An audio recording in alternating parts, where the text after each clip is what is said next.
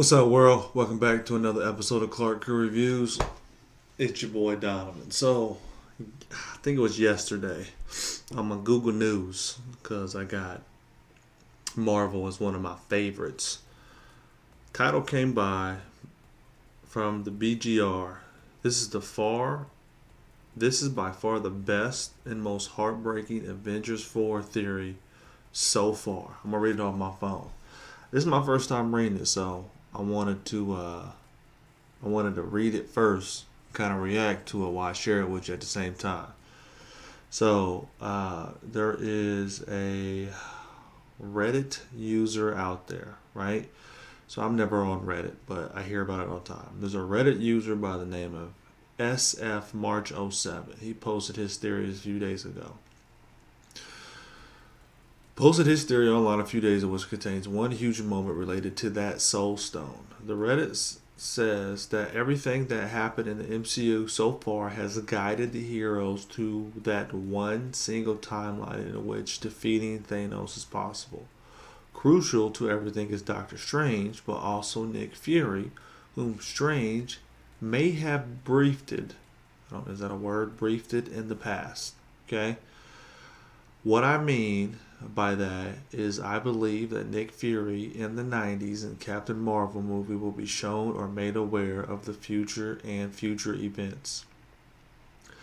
Potentially even by Doctor Strange coming back in time from Infinity War, and he will be shown specific things that he and other characters have to do throughout the entire MCU to ultimately set up future events for how they need to be done in order for the Avengers to win in Avengers 4, per Doctor Strange's in-game plan from the 1 out of 14 million possible outcomes. So, that would explain why Fury held onto that Captain Marvel beaver for so long and only used it when he realized that Thanos' threat was real.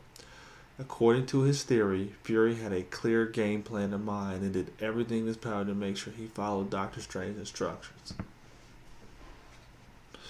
So, if you go back and watch most of the scenes and post-credit scenes with Nick Fury in the MCU movies, it's like he always knows something that the other characters don't, and knows how to tell them just what they need to hear, or he contributes something that makes a big difference with no explanation of how or why he knew to do it.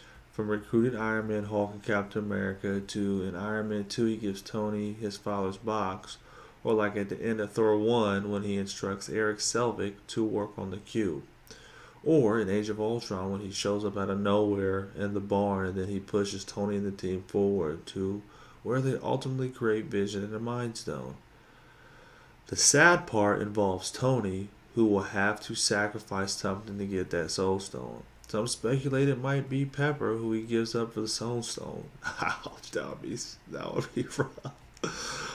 But that might not be the case. This theory says that it's Tony who sets up the plan to execute his parents, which happens to be the event that shattered his relationship with Captain America.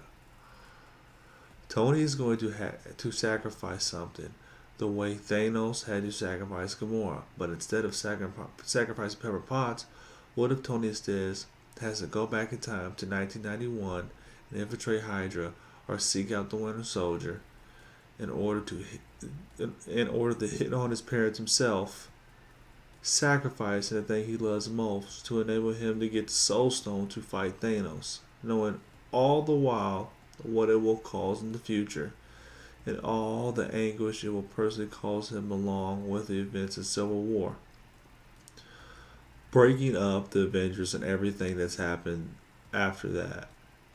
Oh, shoot, this is getting heavy. Or maybe Nick Fury in 1991 tells Tony that he has to do this.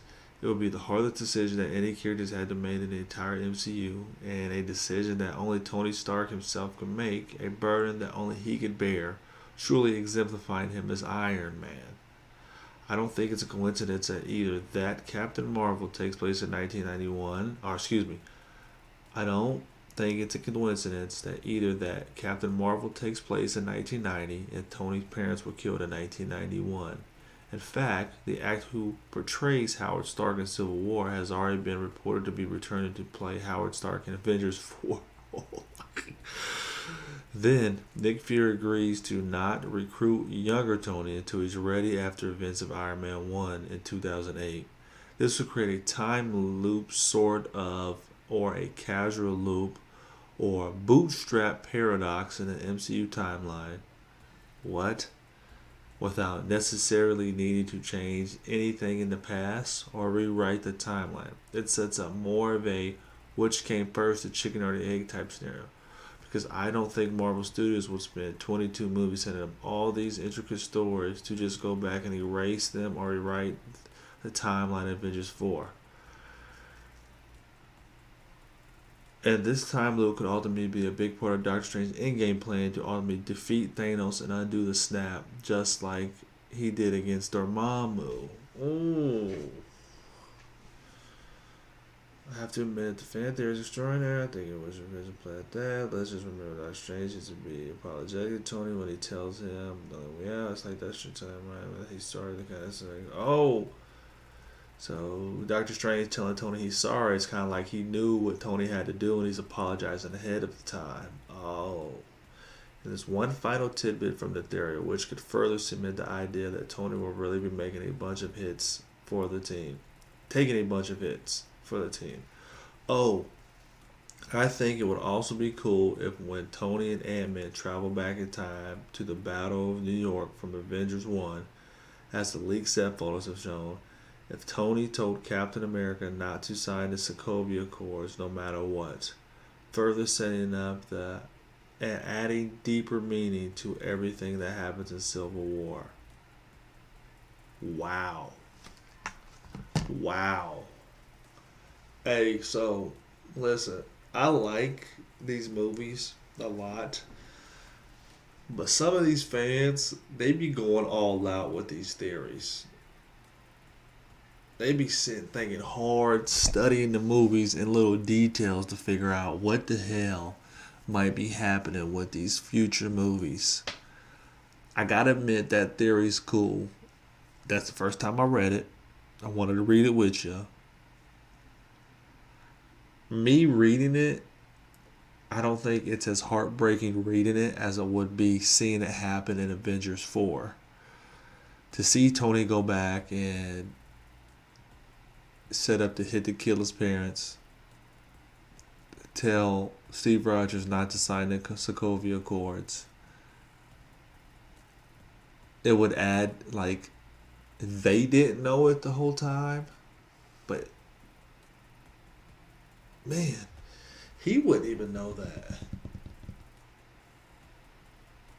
Hey, don't sign those Sokovia Accords, and don't ever tell me that I'm the one that told you not to sign them. So they're fighting, and Captain America has to keep that secret. Tony Stark don't know because it was future Tony Stark that went back, not present day Tony Stark.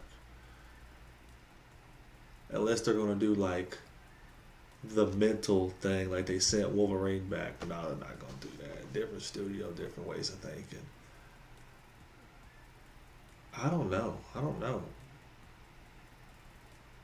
Somebody's dying in Avengers 4. So there are going to be a lot of sacrifices made. Going back in time and setting it all up. Reading it, it sounds cool, but seeing it is when it gets emotional. He has to set up to kill on his parents, and he tells Steve Rogers not to sign Sokovia Accords. To make sure that everything goes according to plan, because it's the one chance they have. Huh. That's interesting. Let me know what you guys think of that fan theory from that Reddit user in the comment section down below. While you're here, like, share, and subscribe to your boy's channel. If I get a notification that you subscribe to me, I'll subscribe back to you. Game recognized game. Until next time, y'all take it easy. Peace.